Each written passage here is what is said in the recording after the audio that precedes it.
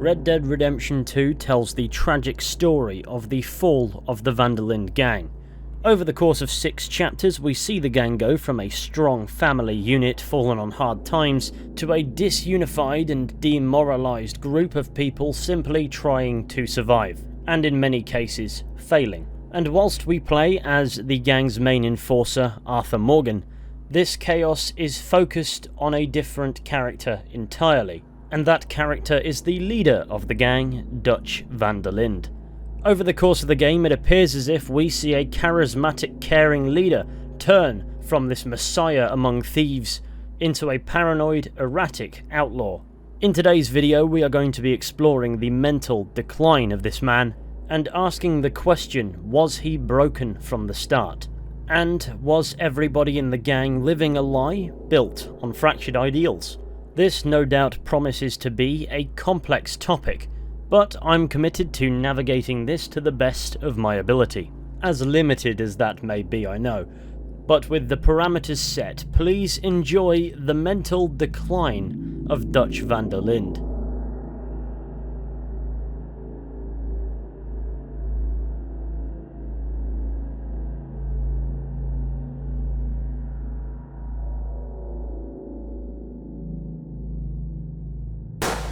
The best place to start with this one would of course be the very beginning of the game, where Red Dead Redemption 2 very quickly establishes one of its core themes that I believe to be heavily interwoven with Dutch's arc. By 1899, the age of outlaws and gunslingers was at an end. America was becoming a land of laws. Even the West had mostly been tamed. A few gangs still roamed, but they were being hunted down and destroyed. Before any of the story beats have been established, the game introduces us to the state of the world at this time. A more civilized and connected world is rapidly emerging, and the lawlessness that once allowed gangs such as Dutch's boys to operate is evaporating swiftly. The world is very quickly outgrowing these characters' way of life, and many of them only have 2 choices: adapt or die. And that predicament is presented to the gang before we get to meet any of them. Why? Because Red Dead Redemption 2 begins in the mountains when the gang are fleeing following the infamous ferry heist in Blackwater that resulted in a massacre, in which it appears as if half of the gang walked straight into a Pinkerton trap, resulting in the deaths of 3 of the gang's members. Can't believe we lost Davey too. He's the last one, Arthur. No more. We need to get those people warm and fed. At least we don't need to worry about Pinkertons tailing us in this. A couple more days, we'll be on the other side. You need to help me pick the others back up. You're the only one I can rely on to stay strong right now. We got fire and shelter. That's a start. So, do you think it was a trap in Blackwater? That many men? Oh, they knew we were coming. But there was money on that boat, all right. Lots of it. I stashed what we took with all our money in town right before we fled. While the game slowly spoon-feeds us information about the heist, the biggest detail worth mentioning is that Dutch killed a young mother in what's described as a bad way. What really happened on that boat? We had the money, it seemed fine. Then suddenly they were everywhere. Bounty hunters? No, Pinkertons. It was crazy. Raining bullets. Dutch killed a girl in a bad way. But it was a bad situation. That ain't like him, though. Do you remember Hattie McCourt's face? Who? She was a girl Dutch van der Linde shot in the head on that raid on the ferry a few years back. Same one you got shot on. Pretty girl, until her eye was hanging out by a thread of tendon and her brain was plastered over a wall. Reasons are never truly given for this killing, however the premise is quite easily established. Dutch van der Linde is absolutely capable of ruthless, cold-blooded murder. So despite being the leader of the Linde Gang, held in high regard by all who surround him and massively respected by the protagonist Arthur Morgan, at no point in the narrative in any sense could you suggest that Dutch van der Linde is a good man. He may still have good intentions, and we see him trying to motivate his gang. But the main point for now is the cracks in who Dutch is are already on display when we first meet him, and they only get worse with the gang's continued misfortune. It's clear though that before we even look at the events of Red Dead Redemption 2, we're going to have to familiarise ourselves with the gang and Dutch prior to the events in Blackwater. Dutch van der Linde was born in 1855 to Greta van der Linde and an unnamed father of Dutch ancestry somewhere near Philadelphia. His father would die in battle while fighting for the Union during the American Civil War. Into his teenage years, Dutch was considered a disobedient child and he rarely got along with his mother, leaving him to flee at the age of 15. It's unclear how Dutch happened upon an education, but he began to value freedom and liberties above all else. And by the mid-1870s, he was completely enveloped in a life of crime. It's around this time when he would meet Hosea Matthews and together they would form the Van der Linde Gang. And the initial premise of the gang would be to rob from the rich and give to the poor, in a Robin Hood archetype. For the time being, they were simple con artists, but it wouldn't be long before they found a 14-year-old orphan named Arthur Morgan, and a few years later a 12-year-old boy named John Marston. Hosea and Dutch would educate the unruly children, and Dutch would indoctrinate them with his fantasies of a freer America, filling their minds with romanticised and perhaps anarchistic worldviews. However, on the surface, the Van der Linde Gang developed into a gang like any other. They would rob, threaten and kill, and even if they did help some people, they certainly sought to make a personal profit too, robbing dozens of banks between 1887 and 1899. In this time period, the gang would expand, albeit in a rather unorthodox fashion. Dutch would amass a variety of people from various walks of life, many of whom don't actually go out robbing or killing, or at least they don't do so often. And whilst many find a purpose within the camp or scoping out leads, others don't necessarily serve a purpose. However, when it comes to guns, Dutch appears to get more specific. Whilst there are many differences between these characters, they have the potential for impressionability in common. Arthur Morgan and John Marston would be brought into the fold as children. Growing up around Dutch's worldviews, it's all they've ever really known. Lenny Summers and Sean Maguire were young men struggling to survive in a world that simply does not care for them. Bill Williamson, a dense former soldier simply looking for something to fight for. Charles Smith is also trying to survive in a world that doesn't have much sympathy for him. Though he could easily go it alone and has done for a long time, he seeks belonging, and Dutch's cause, whether he believes in it or not, provides that for him. And Javier Escuela, a Mexican bounty hunter and revolutionary, forced to flee his home country. He arrived in one that simply did not understand him, and despite this, Dutch would feed and clothe him. There are other characters, but these make up the bulk of the workforce. All of these characters share this trait in common. They're all susceptible to Dutch's ideals. They are all disgruntled members of a 19th century American society, or at least that's how Dutch himself might see it. Despite being of different ages, backgrounds and levels of education at the time of joining the gang, at that point, Dutch's worldview seemed appealing to them. Dutch showed them kindness and treated them with fairness when they needed it most, and I'm sure that goes for many of the other gang members too, resulting in a tight-knit, loyal family environment.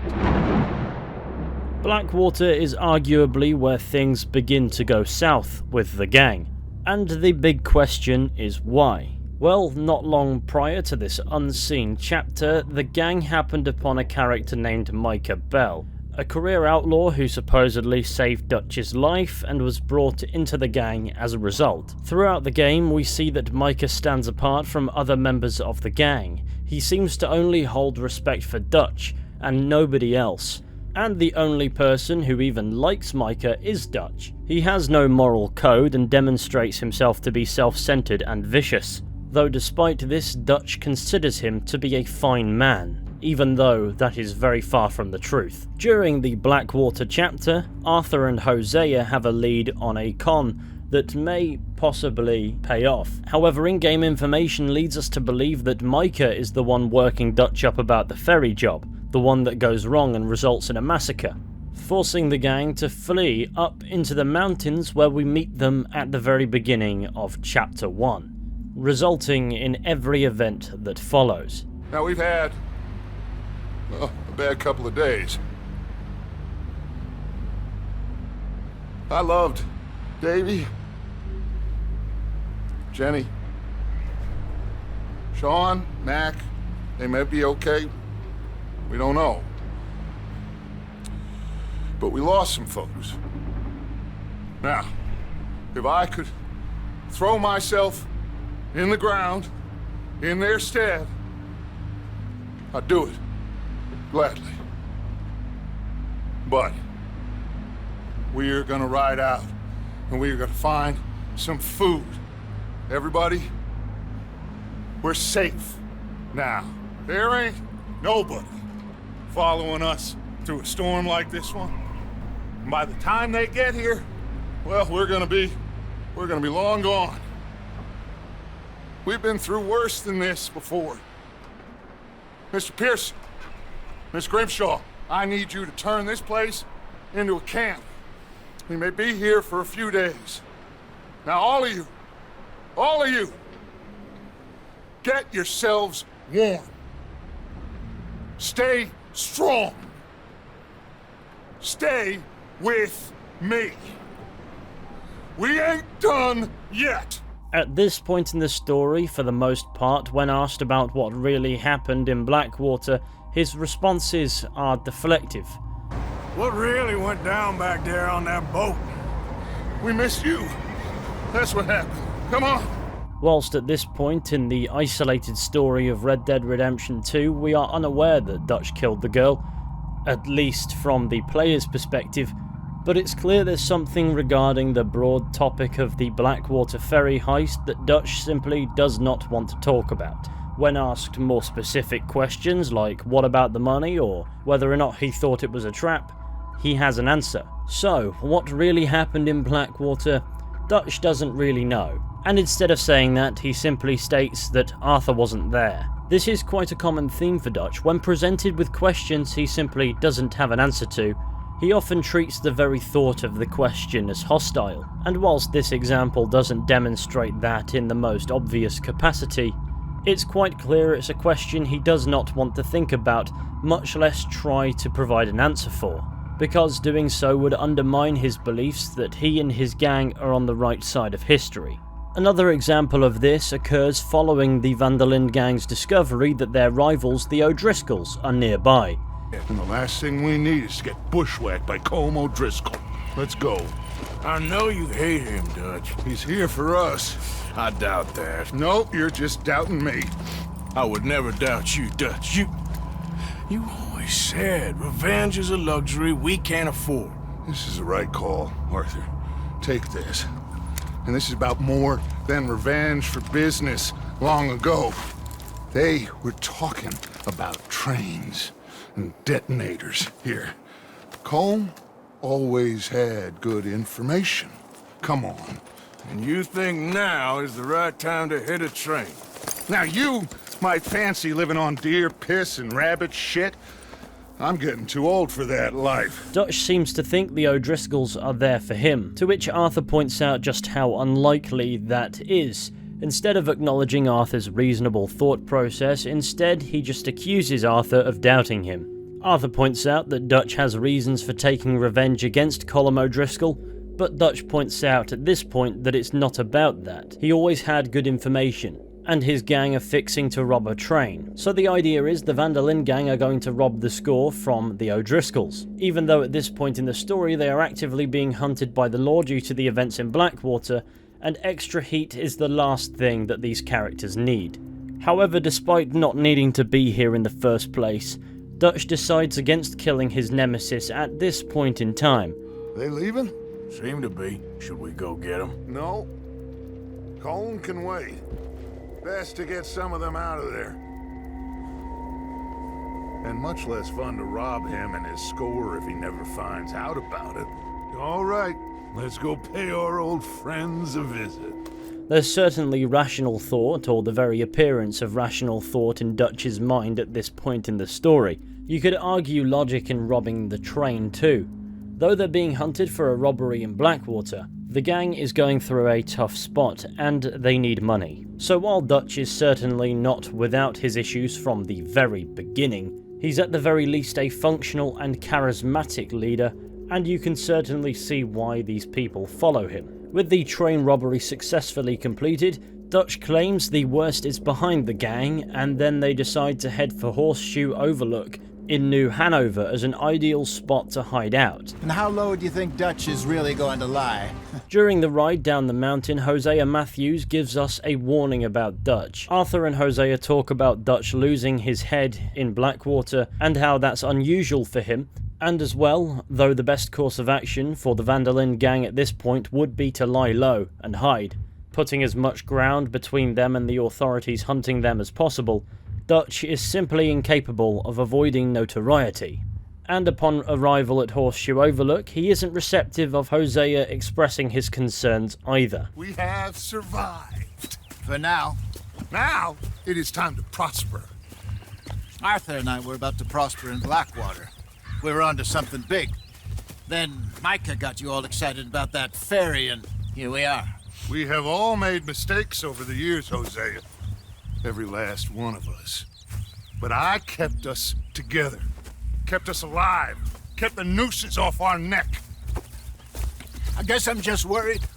I ain't got that long, Dutch. I want folks safe before I go. Me too. And now we are stuck, east of the Grizzlies and out of money, and a long way from our dream of virgin land in the west. I know, my brother, but we are safe. We make a bit of money here, then we move again, head out around them, be west of Uncle Sam, in a few months, buy some land.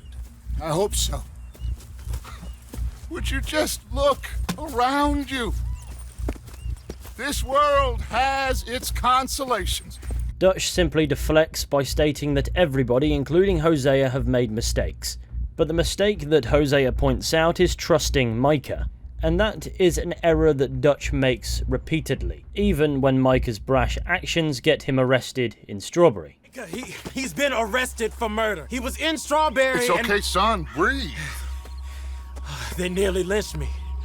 They got Micah and the sheriffs in Strawberry, and there's talk of hanging him. Here's hoping. Arthur, what? The fool brought this on himself.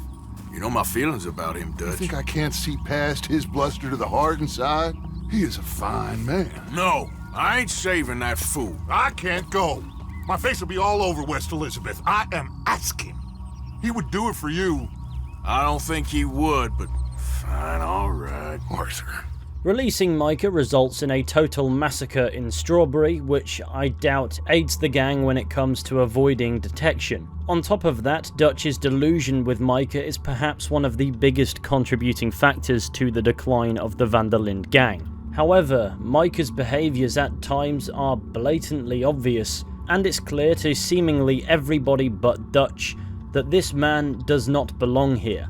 And in staying, he's putting everybody at risk. But the true danger of Micah Bell is exposed far later in the story, and we'll get to that when we get to it. As far as Chapter 2 is concerned, Dutch isn't really involved with an awful lot of events. He mostly preaches from camp, delegates his subordinates to do jobs, and whilst he's demonstrated he's not afraid of getting his hands dirty, he doesn't really do so directly for the most part. And yet the gang still gets tracked down by the Pinkertons. Arthur, isn't it? Arthur Morgan? Who are you? Yes, Arthur Morgan, Van der Linde's most trusted associate. You've read the files. Typical case. Orphan street kid seduced by that maniac's silver tongue and matures into a degenerate murderer. Agent Milton, Agent Ross, Pinkerton Detective Agency, seconded to the United States government. Nice to finally meet. We know a lot about you. Do you? You're a wanted man, Mr. Morgan. There's $5,000 for your head alone. We want Van der Linde. Oh, Dutch. I haven't seen him for months. That's so. Because I heard the guy fitting his description robbed a train belonging to Leviticus Cornwall up near Granite Pass. Oh, ain't that a little old-fashioned nowadays? Apparently not. Bring in Vanderlyn, and you have my word you won't swing. Oh, I ain't gonna swing anyways, Agent. Milton. You see, I haven't done anything wrong, aside from not playing the games to your rules. Spare me the philosophy lesson. I've already heard it from Mac Callender.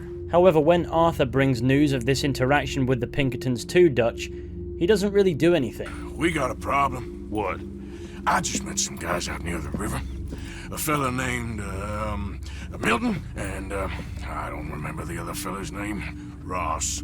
Milton and Ross. And they are employees of the Pinkerton Detective Agency. And they know about the train, and they know we're here. Were you followed back here? No, they know we're near here. And they want you, Dutch. They offered me my freedom in exchange, they did. Why didn't you take it? Very funny. Well, what do we do now? I say we do nothing. Just yet. They're just trying to scare us into doing something stupid. We have turned a corner. We survived them mountains. We just need to stay calm. Dutch's proposed strategy may seem sensible. No doubt the Pinkertons are trying to force him to make a move. They probably also knew full well they wouldn't be able to turn Arthur. But that plan falls apart when the gang continue to carry out criminal activities within the town of Valentine itself, leading to Leviticus Cornwall tracking Dutch down, resulting in a shootout, forcing them to pack their bags and go. Dutch believes his gang, and perhaps more importantly, he is smarter than the parties chasing him. Chapter 3 adds to that issue when, after relocating to Clemens Point, Dutch involves the gang in a family feud between the Greys and the Braithwaites surrounding the town of Rhodes. Believing there to be a potential reward at the end of it, Dutch attempts to play both sides. However, the Greys and Braithwaites are smarter than Dutch gives them credit, resulting in the Greys killing Sean Maguire and a subsequent massacre in the town of Rhodes. The Braithwaites, on the other hand, twig on and abduct Jack Marston, resulting in a confrontation at their manor, and the Linde Gang wipe out the family and burn the building down. The worst part is there was no gold, and this attracts the attention of the Pinkertons, who very quickly find the gang's camp, forcing them to move again, because at this point, due to decisions made by the gang's leadership, the gang may as well be camped in the middle of Blackwater's high street. And that sloppiness doesn't change much. If anything, it gets worse going into the chapters that follow. With all that, we can conclude that before anything really changes for Dutch, he struggles with a streak of arrogance. Though Arthur points this out several times, Dutch is refusing to accept that the world is changing. News travels faster than ever, and the authorities are quicker to match it. Chapter 4 has Dutch make the acquaintance of a crime boss within the city of Saint Denis named Angelo Bronte. At first it's because he has Jack, but sticking around after recovering the boy leads to Bronte turning on the gang and a massive shootout at his home within the city limits, which likely drew massive amounts of attention before they hit the bank, only for that plan to be thwarted by the Pinkertons once again, this time killing Hosea Matthews and Lenny Summers and apprehending John Marston. Even crime is evolving beyond Dutch's worldview, and every time he makes this mistake, somebody gets hurt or killed. The story of Red Dead Redemption 2 shows everything from Dutch's way of life to his very philosophies crumbling around him. So what exactly are Dutch's philosophies? Because this is a key element to understanding the character. Addressing this here will enrich the remainder of the chronology, so let's dive in. Dutch has a perhaps anarchistic worldview and appears to seek a world that allows for a simpler, freer way of life, one where technology is opposed and governments cannot assert control. A world in which the inhabitants must fight to survive, but also live freely, without his perceived oppression of rules, regulations and laws. He idealizes the old Wild West and looks to modernizing society with scorn. He opposes the advancement of technology and economic development, as he deems them to be means for the federal government to impose influence over the general populace. His policies are effectively reactionary to the turn of the 20th century and the progress that might bring. and he views authority as greedy and dishonest, exploiting the very people they claim to serve. He clings to the Old West as a society formed on natural rights and needs, and therefore Dutch will oppose anything that threatens to bring about an end to that lifestyle. And of course, he's willing to kill for those beliefs. Whether or not he truly subscribes to those beliefs at his core is a question that's better asked in hindsight than right now, but I feel for right now, Kieran Duffy may have some insight for us. You know, you all ain't that different from the O'Driscolls. What did you just say? I've been watching you all these weeks, and, You've been tied to a tree. You don't know nothing about this gang. yeah, well, I'd say you don't know much about the O'Driscolls. But maybe I know more about you than you know about them, and I know all about them, so... Tell us then. How are we like those mongrel dogs? You're outlawed like them? You're out to survive like them? You live rough. You live hard. Fighting the law. Nature. You're out for yourselves. See? This is why you're an O'Driscoll, O'Driscoll. You're out to survive. We're out to live. Free. Coleman's a sneak thief and a killer. Dutch is more like a teacher. From where I've been, you just look the same as all. Then you looked, but you ain't seen. John, shut that boy up. Kieran certainly isn't wrong for the most part. Philosophy aside, Dutch's gang are a gang of outlaws, and they do outlawed things. So in the grand scheme of righteousness, what difference does philosophy make if the result is still the same? In fact, there are many instances where Dutch and the gang's actions go against his very philosophy. I think a key example is Dutch's belief is the brave new world is set up to exploit the less fortunate of society, such as the impoverished. And whilst they would certainly steal from the rich and give to the poor on occasions prior to the events of this game, by 1899 one of the gang members is Leopold Strauss, whose job it is to seek out desperate individuals and families and then function as a loan shark, sending Arthur to forcibly collect on the debts.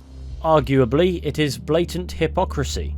Dutch and Arthur even both mention that they dislike doing this work. I'm going to head into the local town and, see if I can strike up a little business. Of course, Herr Strauss. I prefer robbing banks to usury. Seems more dignified somehow. So, Mr. Morgan, will you help me finalize our business here? This is filthy work. When it comes to moral actions, saying something is no good doesn't really do very much unless you put a stop to it. So does Dutch go against his own ideals more or less from the very beginning of the game? Yes. One of the biggest questions posed with regards to Dutch is his philosophy his reason for his life of crime, or his excuse? And we will attempt to tackle that question much later in the video. Dutch as a character prides himself on his appearance as a well-educated and charismatic leader. He shows kindness and a genuine concern for the members of his gang. He delivers motivational speeches, knows everybody by name, and employs an informal structure within the gang's hierarchy. And this breeds loyalty amongst the many gang members, and Dutch values loyalty above everything. Though at times, when pressured, he's not above weaponizing it to keep his friends in place, but in return for the gang's loyalty to him, in some ways he's loyal to them too. And that's what's allowed the family ethos of this criminal organization to thrive. However, it's delicately in the balance, and requires all of its members making a consistent effort to thrive. There are divisions, debates, rivalries, and Micah, but the familial bond of the gang renders it very fragile. So when pieces begin to break away, turmoil begins to set in. We don't see much of that at the beginning of the game with the Callender brothers and Jenny, who die off-screen apart from Davy Callender, but it's clear the losses of these characters has an impact. So as the story progresses with Chapter 3, we have the death of Sean Maguire, a loss that's felt, but the gang has to move on. They've got to find Jack, and that drives them forward through that blip. In Chapter 4, we get the loss of Kieran Duffy, but the biggest loss occurs at the very end of this chapter, and that's the death of Hosea Matthews. Hosea is Dutch's second in command. If anything, it's more akin to a co-leadership, and often he can be seen arguing with, challenging and contesting Dutch and his decisions. And though Dutch doesn't always appreciate it, Hosea is always ready to stand his ground. And I'd like to argue that Hosea, as Dutch's best friend, keeps him grounded. But with the fateful Saint Denis bank heist, he's no longer able to provide that counsel. There's your deal, Dutch. Hosea. Hosea's demise has a very intense impact on Dutch, and with John's apprehension within the bank and Lenny's death on the rooftops, there's no time to process these losses. Dutch was under an awful lot of pressure prior to this robbery. He's now got to deal with the stresses of losing his friends and escaping simultaneously. And whilst processing this grief, he's completely cut off from the vast majority of his social web, fleeing aboard a ship that wrecks on the Isle of Guam. And it's here where his psyche begins to properly crumble. So what happened with John in that bank? He survived. Unlike dear Hosea and Lenny. The only one they took alive. Why is that, you think? I don't know. I was already on the roof. I didn't see it. And Abigail, I presume she was able to slip away in time. What are you talking about? You know, when I look back at all the chaos of the past few weeks, the apparent superficial chaos, I begin to wonder, maybe, for somebody, this is all going exactly. Sorry about that, you get the idea. He insinuates that John and Abigail may have betrayed the gang. He then kills this elderly lady for standing in his way. This way. See, then you pay more. Okay, More. just a second. Pay more. Pay now. Ah! Dutch, what are you doing? Jesus. Easy, Dutch. What was that? Horrible old crone. But you killed her. She was gonna betray us, Arthur. Couldn't you tell? No. Well, I got some Spanish. She was. You keep killing folk, Dutch. I am just trying to make sure that some of us survive, Arthur. Now, shall we proceed? I guess. Listen, son, you think I want any of this? I don't know. Of course I don't. But I made a pledge to you all. We would survive, no matter what. So how did you know she was gonna betray us? What'd she say? It was in her eyes, in the way she was leading us.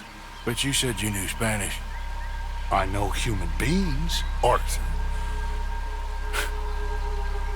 Are you gonna strangle me next? This isn't necessarily the first time there's emphasis on one of Dutch's dishonourable kills. After all, he drowned Angelo Bronte in a swamp and then fed him to the alligators, all while giving a speech about filth needing to be disposed of. But despite the clear emotional aspect of it to Dutch, he was a crime lord and quite a clear threat. And though this old lady pulled the knife on Dutch, the response is far more disproportionate. This time, Dutch didn't feel he needed an excuse to kill, he just did. And whilst it calls into question how many people he may have killed without complete necessity in the past, we know he's a killer. He leads a band of killers who kill a lot. But surely the harming of innocents goes against his code. After all. Keep your cool now. Hey, that is not what we do, damn it. You know that. He may have sustained a nasty head injury in a trolley crash since then, but it's doubtful that had an awful lot of long-term bearing. Besides this, the vast majority of the Guam chapter revolves around trying to get back to the US.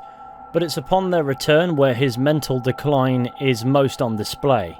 He puts off breaking John Marston out of prison, and with the loss of many of the more level-headed members of the gang, Chapter 6 also shows Arthur Morgan now evolve beyond Dutch's indoctrination.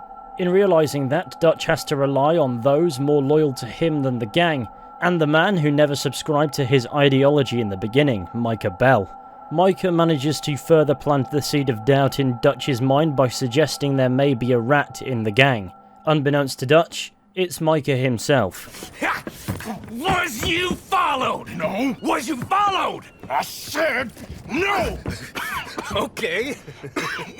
What is your problem? What is your problem, partner? You don't look so good. What is wrong with you? Nothing wrong with me. I'm fit as a fiddle. And not inside you ain't. I'm just a realist, friend. Micah reckons there's a rat. Oh, does he? On what evidence? He's only back a minute. Pinkerton show up. We've been on the run since you two fools went crazy in Blackwater. We barely escaped with our lives in Saint Denis. Now we got a rat. Well, Molly clearly talked, but who else? Maybe we pushed things too hard. Maybe time for folks like us is past. We don't need a rat. We got sloppier than the town drunk, and they know who we are, and where we are, and what we're doing. Micah effectively becomes Dutch's second in command, and guides him through silly decision after silly decision, the same way he encouraged Dutch to kill Heidi McCourt during the Blackwater massacre. Maybe I should learn my lesson. Just hope Dutch has learned his. I love Dutch. Y'all know that. But we're bad men. We're fighters, I know. But sometimes I start thinking about that girl. Well, Javier knows what we saw, and it weren't pretty. Ask Micah. Although he encouraged it, weren't pretty at all. I just hope Dutch was right when he said that we had to do it to survive. Sometimes you just gotta do really bad things, I guess. With the devil on his shoulder, during Chapter 6, Dutch brings unnecessary attention to the Van der Linde Gang in killing Leviticus Cornwall. What do you want, sir? I'm not quite sure just yet. Your impudence will be your undoing, sir. I'm undone already. Even my best friend here, he thinks I'm crazy. And like this poor fellow you are talking to, my feelings are hurt. You robbed me, sir. And you robbed him. Funny world. You show a criminal's grasp of sophistry, sir. I did no such thing. You kill. I kill. You rob. I rob. Only difference I can see is I choose whom I kill and rob, and you destroy everything in your path. I've heard just about enough. I'll tell you what. You give me this ship, $10,000, and safe passage out of here, I'll let you live. I'll do no such thing. You sure? Good. I prefer it this way. You've lost your man! Noise, Arthur! Noise! Dutch confirms to Cornwall before he kills him that his ideal outcome was to kill Cornwall and create noise. He also riles up the Wapiti Native Americans into fighting back against the US Army. However, despite claiming he's creating noise so the gang can disappear, Dutch is always at the center of the noise, and in the spotlight where he thrives. Hello, Captain. Keep your hands up and come here. Come here. We can't do that. Your man... Those men they killed? They were good men.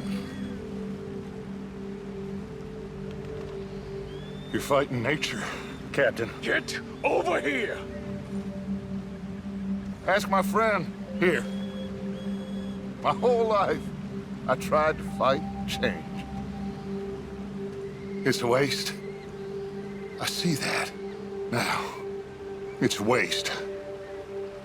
You can't fight nature, Captain. You can't fight change.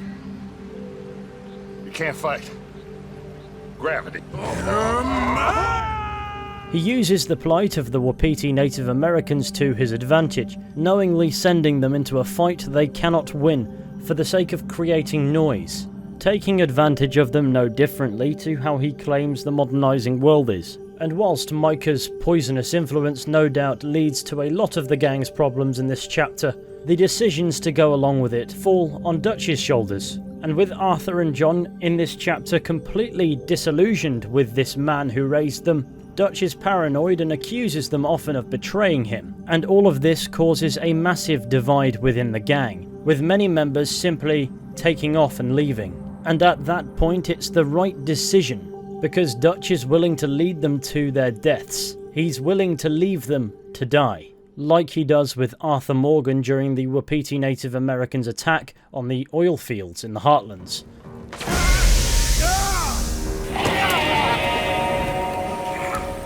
He got one! A white one! Dad? I need help! I need help!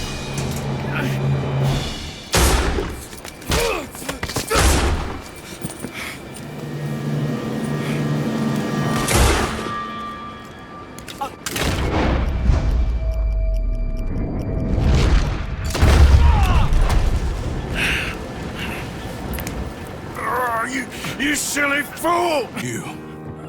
You ran away. Oh, I did no such thing. Don't be a fool. They could be back here any minute. We did it, gentlemen. Oh, we got some money. And with the train job, well, we got a whole lot of money. Come on. Everything is coming together. Exactly as I planned. I've got to take the boy to his father. As you wish. Usually is nowadays. Sure. This leads to an interesting conversation in which Arthur and Charles discuss how Dutch has changed. I guess my thinking is he used you. He wasn't trying to help anyone but himself and his own crazy principles. We're grown men. Nobody made us do anything. Maybe I'm talking for my people as much as for yours. We saw he turned crazy and we couldn't believe it and we followed him anyway. Things should never have gone this far. You seen the situation on the reservation?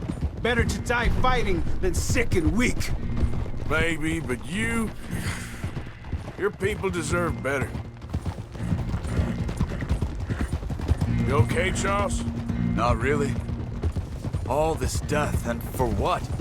Just so we can have enough money to be able to run away from what we've done? There used to be some reason to it. Lines that couldn't be crossed. We even helped some folk. Those lines have been gone for some time now. The time has come for us to draw our own lines, Arthur. Decide where we go from here.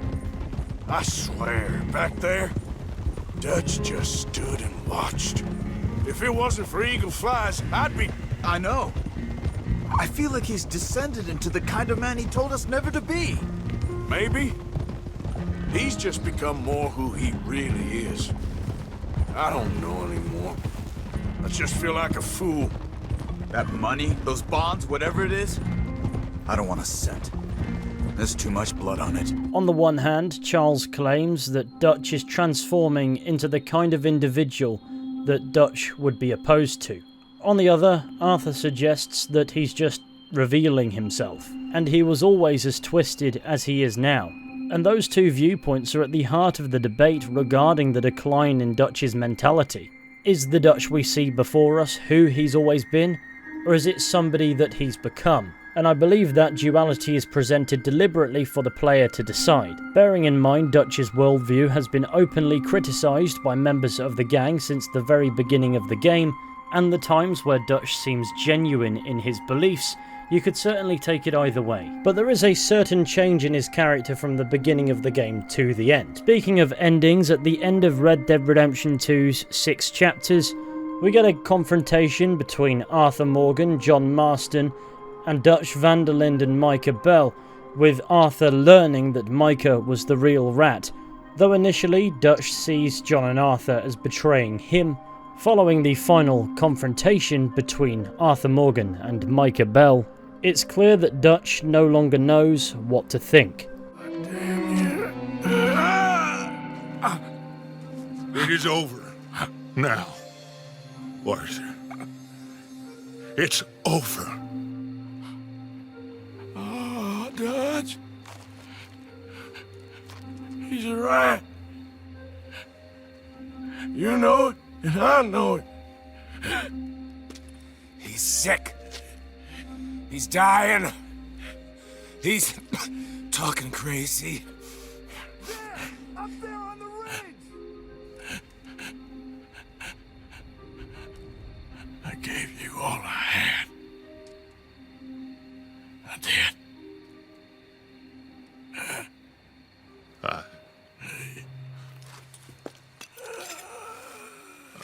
Come on.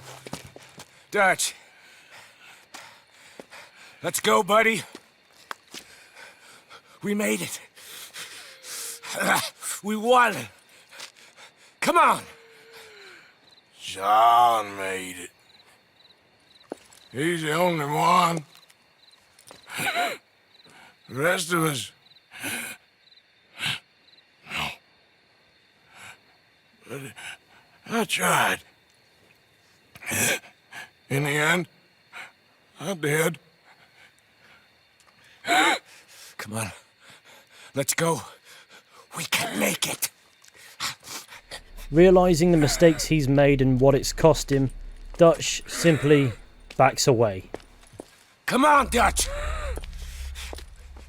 Come on! It's unclear to what extent Dutch is self-aware enough at this point to recognise his own failings, but at least he recognised, albeit silently, that Micah was not the ally he pretended to be. Which brings us to the final main story mission, American Venom, in the epilogue part 2, where Charles, John and Sadie hunt down Micah, leading to a hefty confrontation atop a mountain. However, the standoff is rendered complicated when Dutch van der Linde reveals himself. Hello, son. Mrs. Adler. It's been quite a while.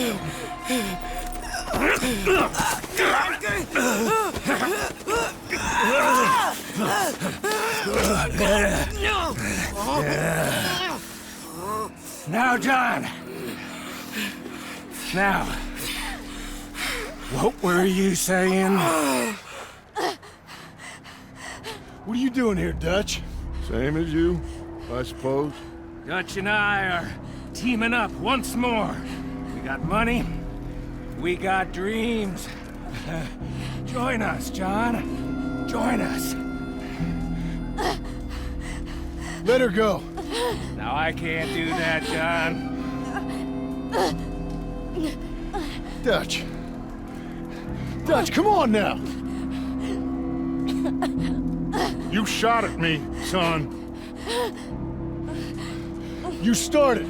You betrayed me. I could say the same as you. I was trying to do my best. You just cared for yourself. I think differently. Join us. Join us, John. Let her go! She ain't well. I don't want to kill you, John. Arthur saved my life. More than once. Arthur's been dead a long time. This is a new century. Dutch. Dutch. We all did our best for you. Ain't our fault things turned out the way they did. Dutch, killing me won't solve nothing! Put down your gun, Marston! Say something, Dutch! Say something! I ain't got too much to say no more.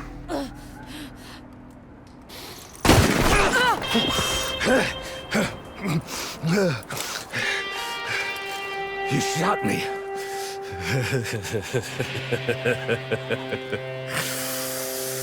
You shot me pretty good.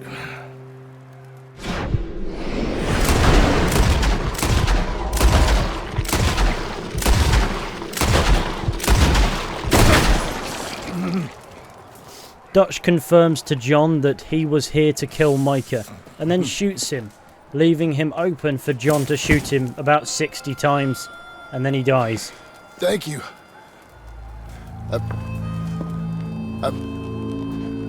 With nothing to say, Dutch simply walks away. having at the very least killed who he blamed for the fall of his gang. It's unclear if he realises his own culpability in that debacle, but if his actions in the first Red Dead Redemption are any indication, he certainly hasn't. And that brings us to a point where we can actually answer, or at least attempt to answer, the big questions. First and foremost, was this who Dutch always was, or did he change?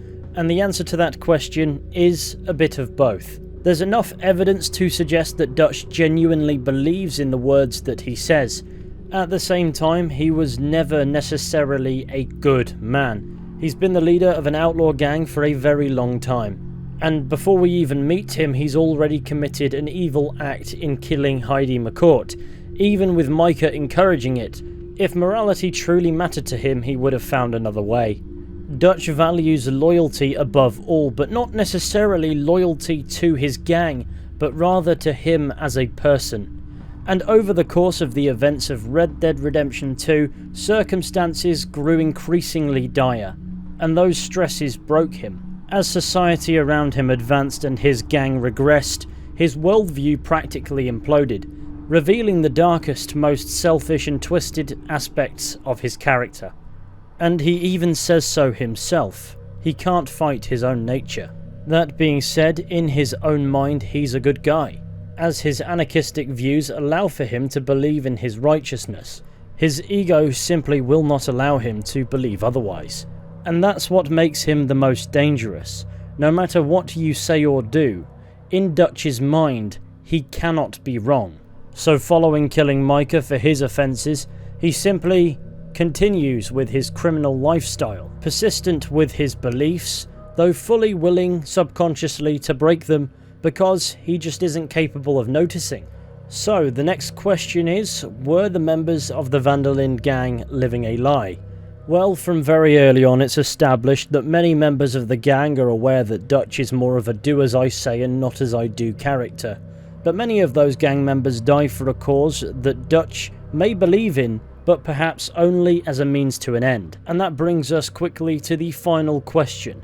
Were Dutch's beliefs a reason for what he was doing, or an excuse? There is probably somebody better qualified than me to give that answer. You know, that life we lived is over. And when we was living it, it didn't mean nothing anyway. It was just an excuse, and we all knew.